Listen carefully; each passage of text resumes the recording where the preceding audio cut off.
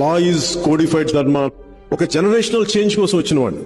అంటే ఒక 25 సంవత్సరాల నుంచి 32 సంవత్సరాలు కష్టపడితే తప్ప ఇంకో జనరేషన్ మేలు జరగదు. ఒక జనరేషన్ కష్టపడదాం, దానికి నేను ఏం చేయగలను చెప్పే ఉద్దేశంతో వచ్చాను. నా దగ్గర అపరిమితమైన మేధస్సు లేదు, అపరిమితమైన ధనం లేదు. నా దగ్గర ఉన్నదల్లా చేయాలని ఒక తపన, ఒక సంకల్పం ఉంది. ఒక ఎన్జిఓ పెడితే సరిపోదు, కొంత డబ్బు ఇస్తే సరిపోదు. మన హక్కుల్ని కాల రాస్తుంటే చొక్కా పట్టుకుని నిలదీయగలిగే ఒక వ్యవస్థ లేకపోతే మన దగ్గర ఎవడు మాట్లాడు.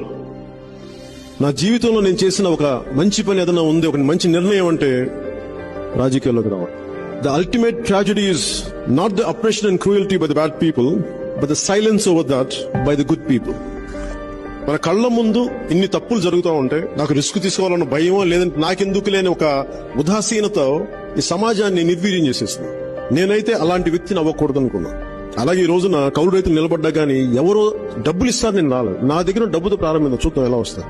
2019లో ఓటమి గురైనప్పుడు వాళ్ళు అనుకున్న రియాక్షన్ నేను సడన్ గా పార్టీ వదిలేసి పారిపోతాను, అవమాన భారం అయిపోద్ది, కుంగిపోతాను, తలెత్తుకోలేను అని చాలా పాపం ఆశించారు నా నుంచి. వాళ్ళు ఆశించిన రియాక్షన్ నేను ఇవ్వలేదు. చెట్టు మీద ఉన్న పక్షి అయితే ఎగిరిపోతుంది, కానీ చెట్టు ఎక్కడికి వెళ్ళిపోతుంది.